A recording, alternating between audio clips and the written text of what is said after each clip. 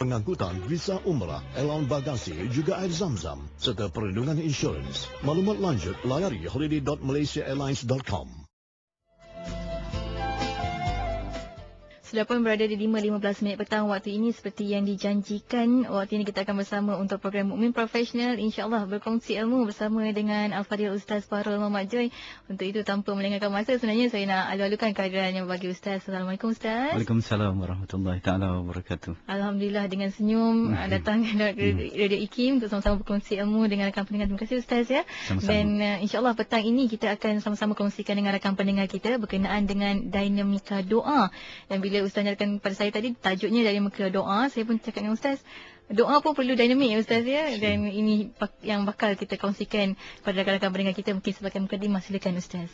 Assalamualaikum warahmatullahi ta'ala wabarakatuh. Alhamdulillah wa syukrulillah wassalatu wassalamu ala rasulillah wa ala alihi wa sahbihi wa man wala. Rabbi shrahli sadri wa yassirli amri wahlul 'uqdatam min lisani yafqahu qawli.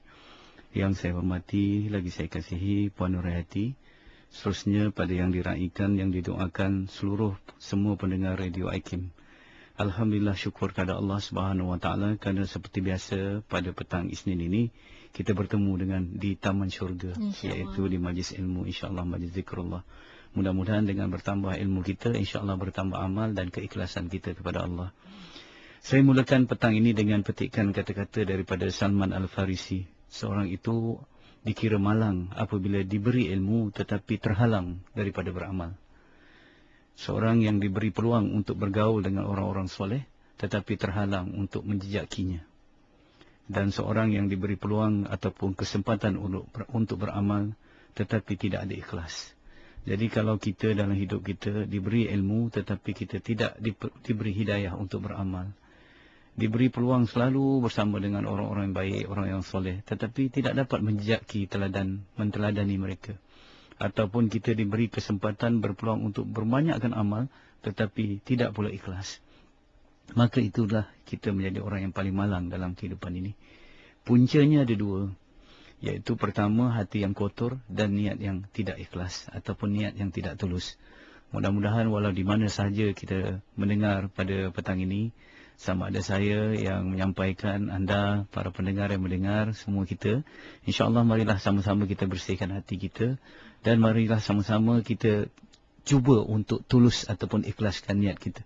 Kita tidak boleh mendabik dada bahawa kita ikhlas, tetapi sekurang-kurangnya kita tekad dan iltizam kita berusaha untuk menjadi orang yang ikhlas.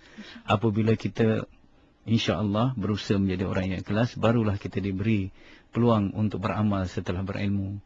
Kita diberi peluang untuk menjejaki, teladani orang-orang yang soleh ketika kita bersama dengan mereka, dan insya-Allah kita akan dicampakkan rasa ikhlas dalam amalan-amalan kita. Pada petang ini kita memilih satu tajuk yang biasa saja, ya, yang selalu kita buat, iaitu doa. Tetapi yang kita fokuskan ialah dinamika doa, ataupun bagaimana yang dikatakan doa itu satu yang dinamik, satu yang proaktif, satu yang produktif, suatu yang aktif. Ya, kita doa bukan suatu yang pasif, satu yang pasif, satu yang orang kata pasrah dan menyerah. Bukan begitu saja. Tetapi mari kita lihat supaya kita dapat melihat bagaimana doa itu membangunkan satu jiwa dalam diri kita, membangunkan satu amal yang dapat kita melagangkan supaya Islam itu menjadi lebih baik pada diri kita dan juga insya-Allah pada masyarakat kita. Doa suatu yang ringan tetapi hakikatnya sangat berat, ya, sangat ringan kerana ia hanya diucapkan oleh mulut dan kalau perlu kita mengangkat tangan. Itu saja, ya. Apalah sangat tenaga yang kita nak ucapkan dengan mulut, kata-kata, ataupun kita mengangkat tangan. Tetapi doa bukan kerja mulut. Doa bukan kerja tangan, tetapi doa adalah kerja hati. Justru apabila hati kita tak mahu, kita tidak akan mampu buat satu perkara. Jadi sebab itu kita hendak melihat supaya petang ini kita bincangkan doa ni, supaya doa ni meresap ke dalam hati kita. InsyaAllah dengan hati yang bersedia, hati yang insyaAllah dapat akrab dengan Allah, kita akan rasa asyik dan cinta untuk berdoa selepas ini insyaAllah. Sebenarnya doa bukanlah satu pemberitahuan kita akan kehendak keinginan kita kepada Allah. Bukan satu pemberitahuan. Kerana Allah Subhanahu Wa Taala sedia dan Maha mengetahui. Tanpa diberitahu pun Allah sudah sedia mengetahui, ya. Tetapi doa itu adalah pembuktian. pengabdian kita kepada Allah. Pembuktian yang kita ni hamba Allah. Kerana apabila kita berdoa, itulah kita menunjulkan ataupun kita mempamerkan ataupun kita menunjukkan bahawa kita benar-benar hamba yang kaya dengan sifat-sifat kehambaan. Sifat kehambaan ialah sifat kelemahan, kekurangan, kemiskinan, kejahilan dan sebagainya. Dan apabila kita melihat kelemahan dan kekurangan kita, timbullah rasa nak mengharap kepada Allah. Bila kita nak mengharap pada Allah, itulah kita berdoa. Artinya, kalau kita tidak ataupun kurang berdoa, tidak mahu berdoa ataupun kurang berdoa, itu petunjuk ataupun indikator bahawa kita sombong dengan Allah. Seolah-olah kita hebat, kita kuat dan kita sangat bijaksana untuk menghadapi kehidupan yang mencabar ini tanpa bantuan daripada Allah. Jadi doa bukanlah satu pemberitahuan, tetapi doa satu pembuktian bahawa kita sesungguhnya hamba yang kaya dengan sifat-sifat kelemahan, sifat-sifat kekurangan, yang daripada situ timbul pengharapan, daripada pengharapan itulah timbul doa. Justru kita lihat para rasul, para nabi dan umumnya para salafus saleh, mereka sentiasa berdoa kepada Allah. Doa itu menjadi lifestyle mereka. Doa itu sudah menjadi tradisi atau cara hidup mereka.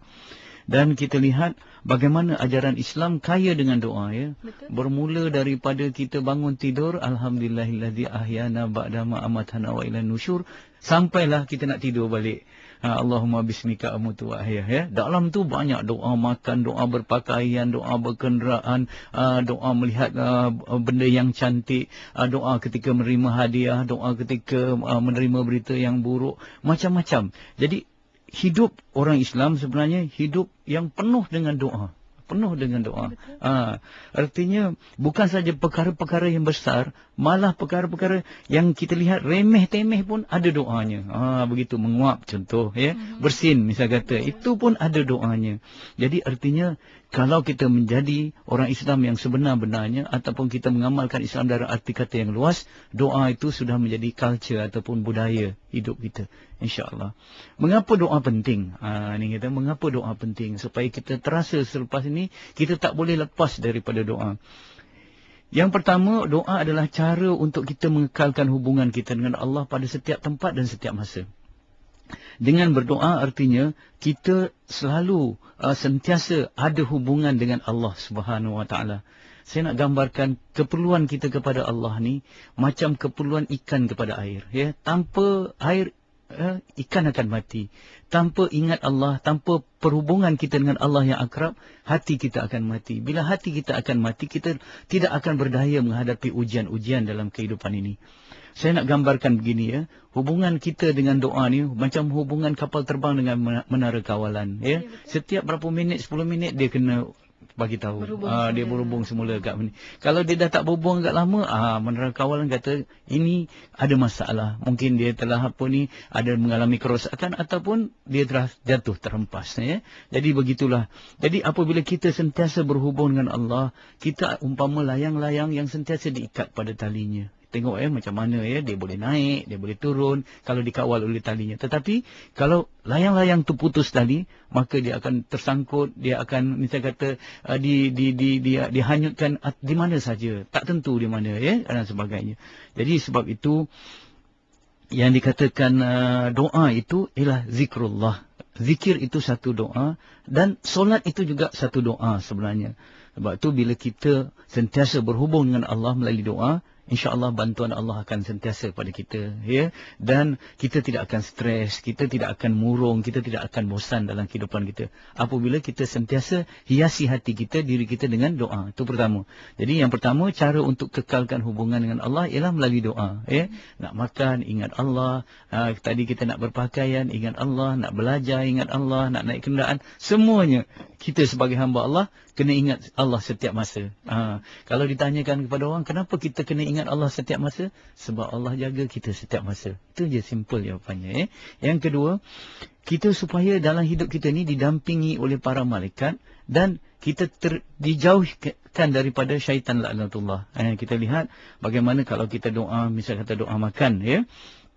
dalam doa makan itu, insya-Allah bila kita amalkan, malaikat akan sentiasa bersama dengan kita, ya. Bila kita nak tidur, misalnya kita baca 4 kul, kita tiup, kemudian kita daripada atas ke bawah, kita ini, kemudian kita baca doa dan sebagainya. Waktu tu para malaikat akan menjaga kita, ya. Tetapi contoh katalah kita terlupa doa makan ataupun kita makan tanpa berdoa, makan waktu itu syaitan akan ikut makan bersama kita. Ini ada cerita syaitan gemuk dan syaitan kurus, ya, macam mana, ya. Kemudian kalau dalam mesyuarat, kita diajar oleh Rasulullah untuk berdoa mesyuarat, ya, supaya dalam mesyuarat tu ilham-ilham yang baik datang, ataupun idea-idea yang baik datang, ya. Tetapi kalau kita mesyuarat tanpa berdoa, kadang-kadang mesyuarat tu jadi suatu persengketaan, ya, satu perbalahan, ya, satu perbahasan yang menyebabkan ukhuwah akan renggang kalau kita tak jaga.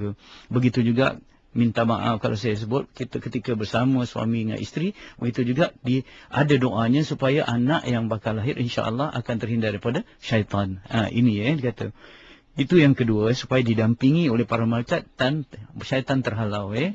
Yang ketiga, supaya kita upaya melakukan kebaikan secara berterusan, supaya kita ada kemampuan. Sebab Allah akan beri kemampuan kita untuk mengikut jalannya, untuk kita melaksanakan kebaikan apabila Allah bagi kita hidayah dan taufik. Jadi kita minta Allah Subhanahu Wa Taala bagi kekuatan pada kita untuk mengikut jalannya. Begitu, ya. Kita minta kepada Allah supaya mengingatkan kita, supaya mengingat ketinya, ya. Jadi itu saja. Apabila kita ingat Allah, insya-Allah, kita dapat akan ada kekuatan untuk bersyukur, iaitu yang kita selalu doa kita, Allahumma a'inna ala zikrika wa syukrika. Kita minta bantuan Allah untuk menjadi hamba yang ingat kepadanya dan bersyukur kepadanya, dan minta kepada Allah juga untuk kita dapat kekuatan untuk memperbaiki ibadah kita. Kemudian kita minta contohnya, Allahumma ati nafsi taqwaha wa zakkiha anta khairum man zakka anta waliyyu wa maulaha. Kita minta supaya dia beri kekuatan untuk melawan hawa nafsu kita, untuk mendidik hawa nafsu kita. Kita minta juga kekuatan untuk melawan syaitan, ya. Jadi artinya apabila kita nak beribadah kepada Allah, takkan terdaya untuk kita beribadah kepada Allah tanpa bantuan daripada Allah sendiri. Dan untuk dapat bantuan daripada Allah, sering dan sentiasa kita kena berdoa kepadanya.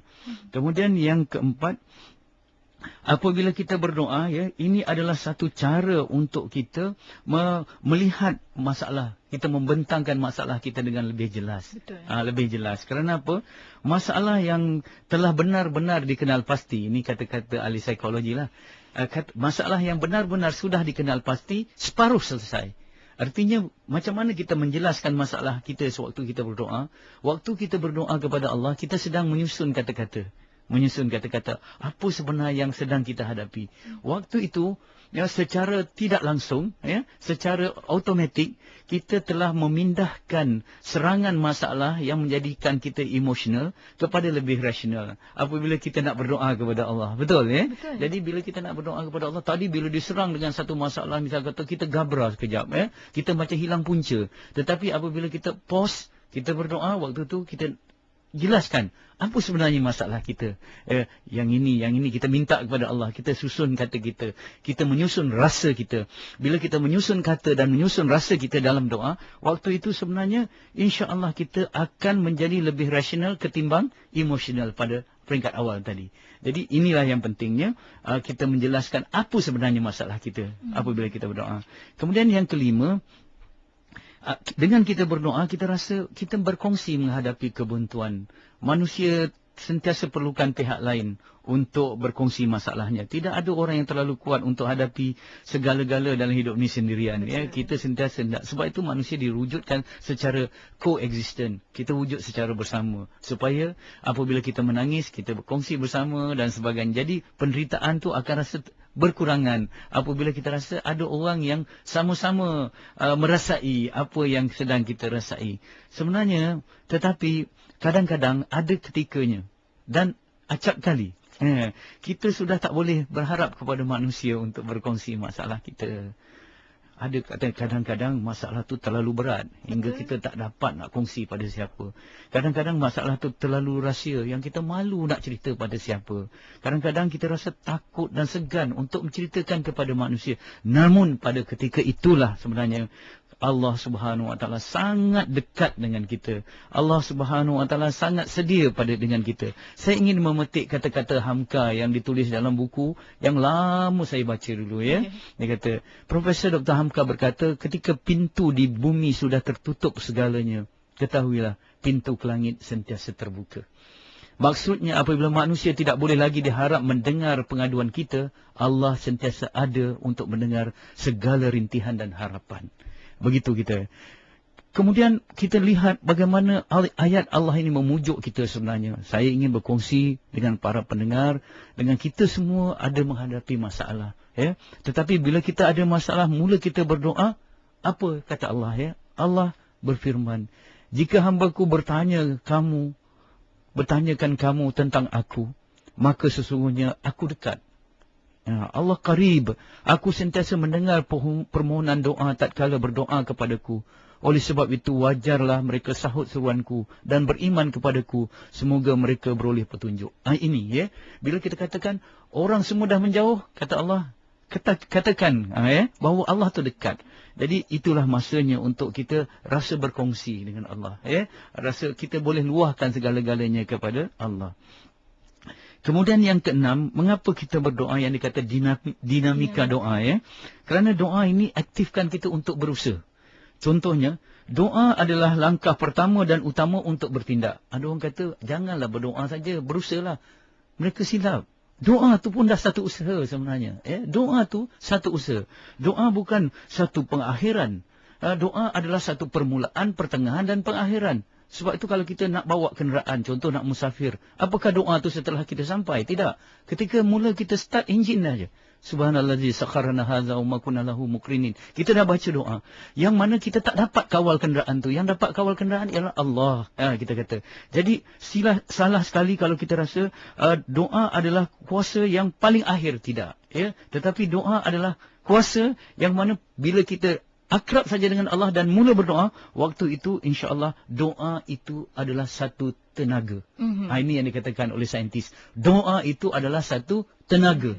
Yang mana hasil hubungan kita dengan yang maha berkuasa, kita dapat kuasa yang sangat tinggi. Apabila waktu itulah kita akan dapat kekuatan dalam menghadapi masalah-masalah yang sedang kita hadapi. Sebab itu Rasulullah SAW mengatakan, doa itu senjata, doa itu tiang agama, doa itu cahaya langit dan bumi. Jadi artinya doa itu satu kekuatan. Ya? Jadi doa bukan satu kelemahan. Orang kata, kalau dah tak ada upaya doa lah. Kita tidak. Semasa kita kuatlah kita kena berdoa kepada Allah Subhanahu Wa Taala. Dan yang ketujuh, yang akhirnya ialah, kita dapat apabila kita berdoa, perlunya kita berdoa, ialah apabila kita berdoa, kita dapat hilangkan stres ataupun tekanan dalam jiwa kita. Artinya apabila kita doa, kita belajar menyerah kepada Allah. Pasrah kepada Allah. Itu yang dikata let go and let God. Bila kita serahkan kepada Allah, kita luahkan segala-galanya, waktu itu kita akan dapat kemuncak ketegangan tadi akan menjadi permulaan satu kepada ketenangan. Dah tegang sangat, dah tension sangat. Bila kita berdoa, waktu itu kita masuk zon yang dikatakan tenang. Itu yang dikatakan apabila kita Rasulullah SAW minta kepada Bilal untuk azan, Rasulullah akan gunakan kalimah arihna bisolah ya Bilal. Rehatkan kami dengan solat wahai Bilal. Artinya dalam solat itu sebenarnya satu doa. Kalau kita lihat solat itu satu zikir, solat itu satu doa. Jadi artinya apabila kita berdoa, kita berehat. Let go and let God. Sebab itu yang penting. 7 sebab itu sebenarnya banyak sebab untuk kita berdoa. Tapi kesimpulannya ialah apabila kita rasa sentiasa dalam hati kita memerlukan Allah, memerlukan Tuhan dalam kehidupan kita, lebih daripada kita perlukan oksigen dan segala-galanya, maka waktu itu tidak ada lain dan tidak ada jalan yang lain kecuali kita berhubung sentiasa dengan Allah melalui doa. Ya Allah. Itu dia. Doa ini umpama graviti ya Ustaz ya. Macam Tarikan graviti perlunya pada doa. Dan kalau kita nak umpamakan juga tenaga kinetik juga, doa kita bergerak sentiasa dengan tenaga kinetik, dan juga doa itu umpama tenaga kinetik yang kadang tak perasan sebenarnya kita berdoa sebenarnya. Dan waktu ini untuk anda pendengar IKIM FM, kita buka ruangan untuk anda sama-sama berinteraksi bersama yang bagi Ustaz di talian kami di 0362051500, juga menerusi FB IKIM.FM sendiri. Boleh anda letakkan komentar anda di sana, dan satu lagi medium yang bakal kami kongsikan juga menerusi SMS pesanan ringkas dengan menaikkan IKIM, jarakkan persoalan anda dan hantar ke 39111. Dan waktu ini kita nak raikan rakan pendengar kita di talian. Pemanggil pertama untuk Mukmin Profesional petang ini. Assalamualaikum, siapa di sana? Waalaikumsalam. Saya Puan Ana dari Shah Alam. Silakan Puan Ana. Ya, saya nak bertanya Ustaz. Kaitan doa dan keyakinan diri serta doa kita dimulakan oleh Allah. Itu saja.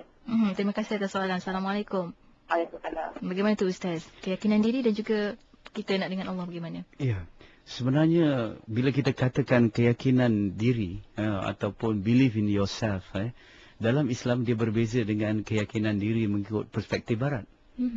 Dalam Islam keyakinan diri kita sangat kuat kaitannya dengan keyakinan kepada Allah. Ya, ini siapa yang paling kuat keyakinannya kepada Allah, dialah yang paling kuat keyakinannya terhadap dirinya sendiri. Sebab itu kita lihat para rasul, mereka adalah orang yang paling kuat keyakinan dirinya, kerana hasil pergantungan tauhid mereka kepada Allah Subhanahu Wa Taala. Justru apa yang kita boleh kaitkan keyakinan diri ini dengan doa, dengan doa. Yang pertama kita lihat dalam adab kita berdoa, adab kita berdoa banyak, tetapi yang paling penting ialah adab hati kita sewaktu kita berdoa. Adab hati kita. Iaitu kadang-kadang bila kita berdoa ni, kita memang dah ngadap kiblat, kita dah ada wudu, kita dah ucap selawat, dah semua dah okey dah lahiriahnya. Tetapi sayangnya kadang-kadang dalaman kita belum ada adab, iaitu masa kita berdoa ialah kena yakin bahawa Allah akan makbulkan. Kena yakin bahawa Allah Subhanahu Wa Taala akan makbulkan doa kita itu. Jangan ada was-was, jangan ada syak ataupun waham, bolehkah, iya ke, macam ni kan. Macam ni, boleh ke kita dimakbulkan? Tidak. Kita mesti 100% yakin kepada doa yang doa itu akan dimakbulkan. Itu adab kita berdoa. Jadi Allah tidak akan makbulkan doa ketika hati kita ragu-ragu dan was-was tentang makbulnya doa itu. Justru sebelum kita berdoa, untuk kita yakin, kena yakin kepada Allah lah. Kasih sayangnya, maha mendengarnya. Allah tu, maksudnya Allah tu sayangnya kepada kita lebih seorang ibu kepada anaknya. Contoh, bila kita minta kepada ibu kita yakin ibu kita akan beri. Lebih-lebih lagi kita minta kepada Allah, Allah akan berikan. Dengan syarat, itu yang dikatakan dengan syarat permintaan kita tu bukan satu dosa. Permintaan kita tu, yang kedua kata hadis, bukan, yang pertama bukan satu dosa. Kita minta bukan satu dosa. Kita minta orang orang tu misal kata sakit ke, atau minta kita orang tu misal kata sahabat kita bergaduh ni minta doa. Suatu yang memutuskan silaturahim, tu yang kedua. Satu yang berdosa, satu yang memutuskan silaturahim. Satu yang berdosa tadi kita minta, contoh kita ambil nombor ekor, kita minta supaya nombor ekor tenang. Itu takkan dibagi kan, itu. Ataupun memutuskan silaturahim, itu juga tak boleh. Dan yang ketiganya, apabila kita menggesa Allah supaya memakbulkan doa kita dengan cepat, dengan segera. Itu masuk dalam hadis. Maksudnya, ketika ditanya kepada Rasulullah, ya Rasulullah, bagaimana yang dikatakan menggesa itu? Rasulullah kata, aku telah berdoa dan segerakan makbulkan doa itu. Tidak boleh. Kerana apa? Kita kembali kepada pengertian definisi tadi. Doa adalah lambang sifat kehambaan kita kepada Allah. Maha suci Allah daripada digesa-gesa oleh hambanya. Tak boleh kita nak gesa-gesa. Sebab kita siapa? Sebab tu kalau seorang tu bila dia menggesa Allah dalam doanya, minta disegerakan dan sebagainya, waktu itu gugur sifat-sifat kehambaannya. Waktu itu hakikatnya dia tidak berdoa. Kerana berdoa bukan meminta, tetapi doa adalah membuktikan kehambaan kita kepada Allah. Itu Jadi perlu ada keyakinan diri. Itu Tetapi keyakinan diri kita yang kita kaitkan dengan Allah. Ada orang dia terlampau kuat keyakinan diri dia, sampai jadi takbur sehingga dia langsung tak minta kepada Allah, ya. Contohnya dia dah ada kekuatan, apa lagi? Saya kuat, saya kaya, saya berkuasa, saya tak perlu lagi doa kepada Allah. Tidak. Kalau kita lihat Rasulullah sallallahu alaihi wasallam, kalau kita tengok Nabi Musa, orang yang ada al-qawi, pada masa yang sama Nabi Musa ada al-amin, amanah, dan juga ada kekuatan fizikal dan sebagainya. Namun apabila dia nak bertemu dengan Firaun, namun apabila Nabi Musa nak berdepan dengan tukang sihir Firaun, Nabi Musa masih lagi berdoa, ya. Artinya saya katakan doa bukan lambang kelemahan, tetapi doa, dinamika doa ialah doa adalah lambang kekuatan. Semakin kuat seseorang itu, semakin yakin seseorang itu pada dirinya dan kepada Allah, semakin kuat dia berdoa. Itu seharusnya. InsyaAllah itu dia yang kita harapkan kepada semua sebenarnya. Dan seperti mana yang Allah firmankan dalam surah Al-Mu'min ayat 60, ya, berdoa kepadaku nescaya akan kuperkenankan bagimu, insyaAllah. Dan waktu ini kita nak lagi nak raihkan rakan pendengar kita seterusnya di talian untuk Mukmin Profesional petang ini. Assalamualaikum. Ya, siapa di sana? Aceh. Ya, siapa tu? Tak apa nak lancar. Assalamualaikum. Waalaikumsalam warahmatullahi. Ya, siapa di sana? Saya Haji Nohanin daripada Paling Merah sini. Apa khabar, Ustaz? Baik, alhamdulillah Tuan Haji, silakan. Begini, kalau kita tengok sirah Nabi Isa AS, Nabi Isa AS ni dia dilahirkan dalam keadaan yang luar biasa, kan? Kelahiran dia yang pelik.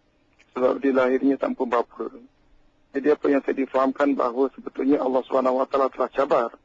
Kerana di kala itu, kemajuan teknologi itu terlalu tinggi sangat. Sehingga kan orang buta boleh disembuhkan. Jadi maka di kala tersebut, kalau tak salah saya nak jadi Raja Nero, tak salah. Maka dia kata perlu doa-doa. Sedangkan tak doa pun kita telah kuat. Tak doa pun kita telah gagah. Tak boleh buat itu dan ini. Akhirnya Allah SWT telah cabar pada manusia yang kononnya hebat dengan melahirkan Nabi Isa, iaitu satu kelahiran yang tidak ada bapa.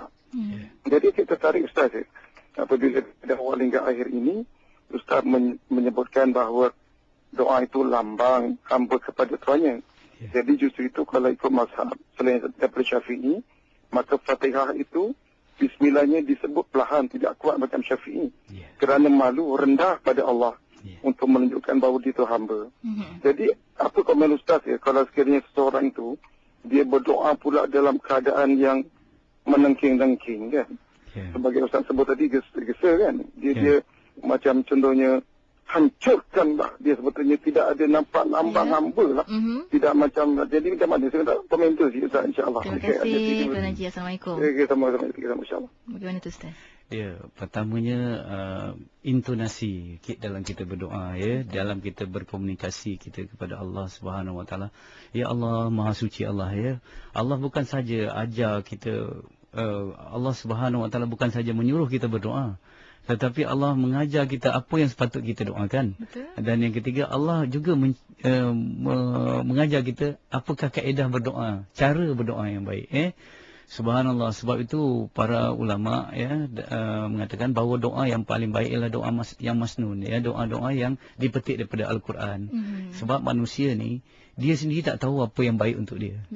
Kita sentiasa sebagai hamba kena merasai bahawa Allah lebih tahu, lebih mengetahui apa yang baik untuk kita berbanding diri kita sendiri.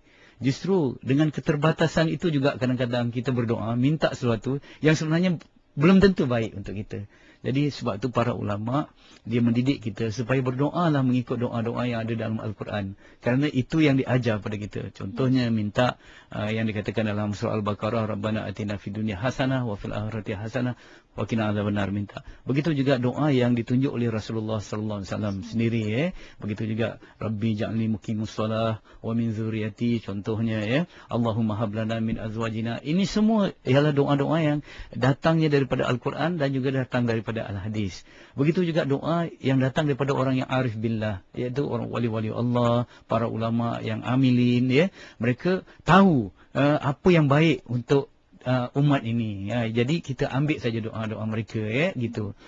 Begitu juga apabila kita dilihat di dalam cara kita berdoa, cara kita berkomunikasi dengan Allah. Kalau kita berkomunikasi dengan manusia pun ada 3 caranya. Yang pertama, kita kena jaga words, kata-kata kita. Yang kedua, intonasi. Kerana kadang-kadang kata-kata yang baik tetapi intonasi kurang baik, dia masuk yang berbeza sebab kena intonasi yang betul ya. Yang ketiga dengan body language ya, dengan non-verbal. Kerlingan mata kita, cara kita menggerak-gerakkan tangan, kaki dan juga ataupun bahu kita ataupun leher kita, itu yang non-verbal itu insya-Allah itu yang lebih berkesan dalam komunikasi kerana itu tidak dapat dilakon-lakonkan. Itu real kita sebenarnya kan, word kita. Jadi kalau begitulah kita menjaga komunikasi kita kepada hamba Allah, sesama hamba, apatah lagi kita dengan Allah ya. Kita kena jaga words kita.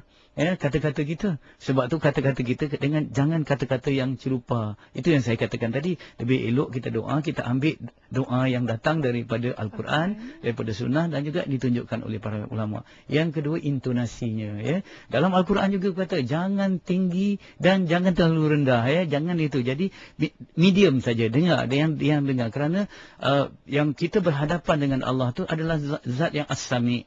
As-sami' itu maha mendengar. Cuba kita bayangkan ya, contoh ya. Kalau saya minta kepada katalah Yati ada 3 orang anak, contoh saya buat contoh ya. Tiba-tiba balik rumah ni tiga-tiga bercakap nak minta sesuatu ya. Yati kata tolong cakap satu-satu ya. Sebab ibu tak boleh dengar, Umi tak boleh dengar semua kan. Alung cakap dulu ataupun yang Angah cakap dulu ya. Kita cakap begitu, satu-satu kita dengar. Tetapi Allah tidak begitu. Bilion hambanya ya, yang berdoa pada satu masa Allah boleh mendengar semuanya. Tak payahlah kita kata slowkan sikit doa kamu nanti Allah semua dengar ya, begitu. Jadi artinya waktu kita intonasi, sepatutnya intonasi kita ialah intonasi seorang hamba. Intonasi seorang hamba ialah merayu-rayu, mendayu-dayu, meminta dan sebagainya. Ya, ini yang dikatakan pada asasnya. Kemudian apabila kita nak merujuk kepada doa yang nak melambang menghancurkan musuh-musuh Islam, contoh Yahudi dan Nasrani dan sebagainya, yang ini ada kekecualiannya sebab kita nak dengar supaya doa tu dikongsi oleh ramai orang yang nak aminkan, mungkin kita tinggikan suara dan sebagainya. Saya tidak merujuk pada mana pihak. Yang ini saya tidak merujuk kepada mana ya, tetapi kita melihat pada ilmunya pada itu saja ya. Jadi sesuai dengan kalau kita berseorangan, intonasi kita ialah intonasi kerendahan yang melambangkan kehambaan kita. Tetapi kalau ada ramai orang yang nak berkongsi rasa dengan doa kita, kita sebagai imam yang makmum perlulah kita kuatkan sedikit. Bukan untuk menjerit tetapi untuk makmum kita berkongsi dengan apa yang kita sedang doakan. Kalau tak dengar macam mana dia nak menghayati ya. Begitu saya rasa. Ikut kesesuaian insya-Allah. Kesesuaian itu penting Ustaz ya. Macam mana pun kita nak minta pada orang pun kita beradab, apatah lagi pada Allah Subhanahu Wa Taala. Tapi prinsipnya kita mengekalkan sifat kehambaan kita dalam berdoa. Itu dia. Dan doa itu secara mukmin seperti mana Nakibah Salahuddin nyatakan di FB kita dan perkongsian di FB kita Ustaz daripada Siti Aisyah Zakaria. Dia kata bolehkah kita doa dengan permintaan yang begitu spesifik? Kalau Ustaz nyatakan tadi Allah tu tahu dan lebih tahu daripada apa yang kita ingin, apa yang lebih baik untuk kita ya, macam mana Ustaz kata, perlukah untuk kita spesifik ataupun kita secara umum saja Ustaz? Saya rasa lebih spesifik lebih baik. Ya, lebih spesifik lebih baik. Tetapi bagi saya ingin menekankan bahawa saat seorang yang paling hampir kepada Allah ya, ialah dalam solat. Dan dalam solat tu seorang tu paling hampir dengan Allah. Dan dalam solat itu saat yang paling hampir pula seorang dengan Allah waktu sujud. Dan Rasulullah minta waktu kita sujud tu banyakkan doa. Artinya waktu kita sujud, waktu kita menghinakan diri kita, waktu itulah yang Allah nak dengar doa kita. Jadi sebab itu bagi saya lah yang penting ya. Saya malu apabila saya terbaca satu hadis ya. Kita elok hadis ini kita baca, kita kongsikan bersama ya. Rasulullah sallallahu alaihi wasallam bersabda bermaksud, tidaklah seseorang yang berdoa kepada Allah dengan doa kecuali Allah akan memberikan kepadanya, sama ada dengan dikabulkan segera di dunia atau disimpan untuk kebaikannya di akhirat, ataupun ditutupkan dosanya setakat doanya selama itu. Ya, selama dia tidak doakan tadi ya, unsur-unsur dosa, memutus silaturahim dan mohon disegerakan. Kemudian dalam satu hadis yang lain bahawa Allah Subhanahu Wa Taala sangat pemalu. Ya, sangat pemalu ya, hingga Allah rasa malu kalau seorang tu berdoa kepada Allah, maka Allah lepaskan dia tanpa doa itu tidak dimakbulkan. Begitu ya. Jadi kalau begitulah Allah juga yang kita sedang minta tu begitu pemalu dan tak tega untuk melepaskan seorang hamba tanpa doa dimakbulkan. Allah malu macam kita lah, orang datang ke rumah kita, kita rasa malu kalau tak bekalkan sesuatu. Itu sikit saja, tetapi Allah begitu. Jadi sepatutnya kita yang berdoa kepada Allah perlu lagi rasa malu. Rasa malu lagi kan. Jadi itu yang kata-kata, sebab itu bagi saya lah, tidak salah untuk kita memperincikan doa kita. Sebab apabila kita memperincikan doa kita, kita menguatkan rasa hati kita, rasa kehambaan kita.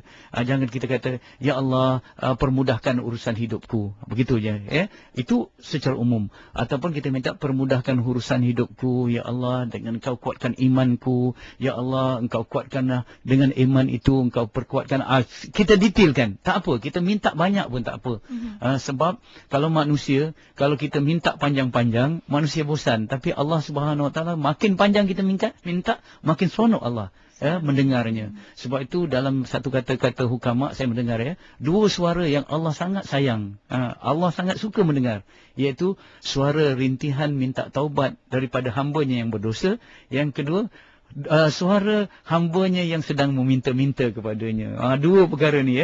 Yang satu, dia minta taubat atas dosa-dosanya oleh pendosa. Dan yang kedua, orang minta-minta kepada Allah dalam doanya. Gitulah kita. Jadi tak salah untuk memperincikan kalau dia dapat mempertajamkan rasa kehambaan kita dalam berdoa, insya-Allah. Insya-Allah, itu dia. Dan waktu ini juga kita nak raikan lagi di FB kita daripada Puan Putri Asmaul Husna. Kalau tadi Ustaz nyatakan tentang waktu sujud, antara waktu yang mustajab doa, dan ada waktu-waktu ataupun ketikanya doa itu lebih mudah untuk dimakbulkan oleh Allah Subhanahu Wa Taala. Banyak kalau kita lihat dalam adab-adab kita berdoa, adab-adab kita berdoa ialah selain daripada waktu, begitu juga tempat kita berdoa.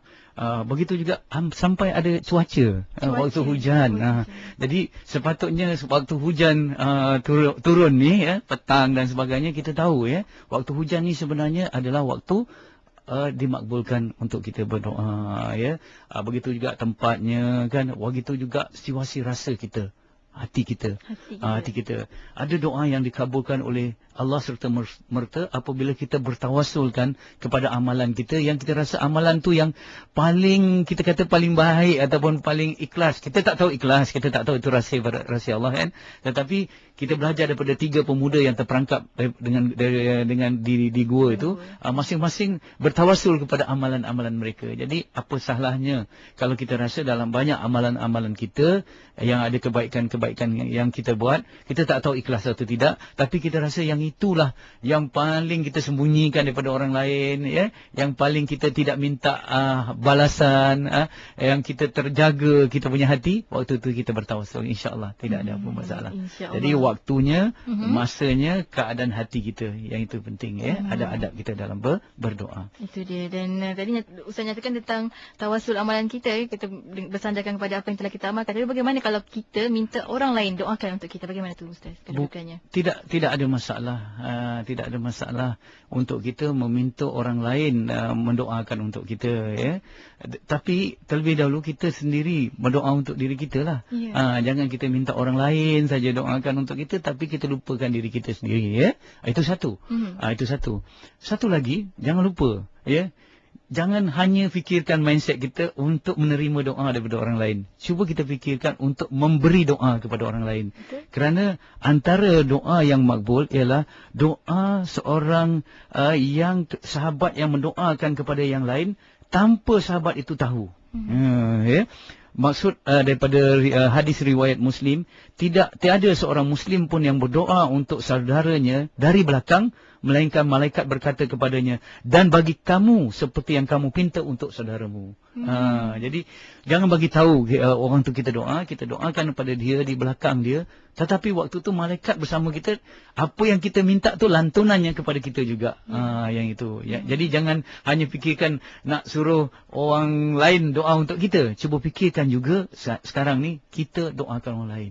Mungkin kita doa pada diri kita belum berapa ikhlas, tetapi kalau kita doakan kepada orang lain itu ikhlas, sebab kita sayang. Sebab itu kita tak bagi tahu dia pun. Itu yang penting. kata orang erti kepada memberi ya, Ya, Ustaz, insya-Allah. Insya-Allah. Termasuk memberi doa. Memberi doa. Dan waktu ini mungkin disebabkan keterbatasan waktu juga Ustaz ya, kita nak minta pada rakan-rakan pendengar kita minta maaf kerana masa agak terbatas. Ramai panggilan sebenarnya untuk sama-sama kita naikkan, tapi disebabkan waktu agak terbatas. Jadi mungkin sebagai kesimpulan berkenaan dengan dinamika doa ini sendiri daripada Ustaz, silakan Ustaz. Sebenarnya apabila Allah gerakkan hati kita untuk berdoa, itu lebih berharga daripada makbulnya doa itu sendiri.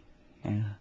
Jadi bukan senang Allah nak bagi hidayah pada hati kita supaya berdoa. Sebab apabila kita nak berdoa kepada Allah, itu menunjukkan kelemahan diri kita, lambang sifat kehambaan kita. Yang dalam hidup kita ni kita sentiasa ego, takbur dan sebagainya. Jadi bila Allah ilhamkan ataupun campakkan ke dalam hati kita ingin berdoa, sebenarnya itu suatu yang lebih berharga dan lebih mahal harganya daripada makbulnya doa yang kita minta. Sebab itu saya ingin mengatakan apa yang dikatakan oleh ahli-ahli sufi, ahli-ahli tasawuf ya. Bila Allah ilhamkan atau gerakkan hati untuk berdoa, berarti dia telah merasakan kefakiranmu di hadapannya. Maka Allah tidak akan mengecewakanmu. Ibnu Athaillah berkata dalam Al-Hikam ya, tatkala Allah membuka mulutmu untuk berdoa, maka ketahuilah sesungguhnya Allah berkehendakkan doa itu diperkenankan. Jadi tak mungkin Allah ilhamkan kita untuk berdoa kalau Allah Subhanahu Wa Taala tak mau makbulkan doa kita itu. Dan insya-Allah mudah-mudahan pada perkongsian yang akan datang kita akan dapat melihat bagaimana dinamika doa dalam kehidupan kita hingga doa itu menjadi sumbu dalam kehidupan kita, yang mana dengannya insya-Allah come what may, apa datang apa saja, asalkan kita berhadapan, asalkan kita akrab dengan Allah, insya-Allah waktu itu doa adalah senjata kepada kita. Dan kita kena ingat sebagai kata-kata yang akhir, doa diperkenankan semasa kita berusaha, bukan semasa kita meminta. Doa diperkenankan semasa kita berusaha, bukan semasa kita meminta. Sekian wabihi wallahu alam. Mudah-mudahan Allah sentiasa gerakkan hati kita untuk berdoa, dan di akhir ini mudah-mudahan kita sentiasa berdoa agar ilmu yang kita dapat pada petang ini insya-Allah mengaktifkan diri kita untuk sentiasa berdoa. InsyaAllah. Sebenarnya berat sebenarnya apa yang Ustaz dah berikan jisimnya itu. Mudah-mudahan dapat dilimpahkan sebagai kata orang tu tenaga keupayaan untuk kita terus berdoa insya-Allah dengan tajuk kita sebentar tadi iaitu berkenaan dengan doa dan dinamika doa. Mudah-mudahan jadi inspirasi untuk semua. Waktu ini apa-apa saya nak ucapkan terima kasih pada yang bagi Ustaz atas perkongsian. InsyaAllah minggu depan panjang usia kita bersama lagi Ustaz. Assalamualaikum. Waalaikumsalam warahmatullahi taala wabarakatuh. Dan untuk anda juga sudah sampai ke penghujung pertemuan kita untuk destinasi. Waktu ini bersama saya Nurhayati Fahri, dan selepas ini insyaAllah rakan setugas Syafiq Zulkifli akan temankan anda. Dan sebagai pengakhiran ini saya titipkan lagu daripada Nasihat Kerana Doa. Sungguhnya kerana doa itu Allah temukan kita dengan cinta kita kepada Allah SWT. Jadi perkukuhkan doa kita insyaAllah. Dengan itu wabillahi taufiq wal hidayah. Wassalamualaikum warahmatullahi wabarakatuh.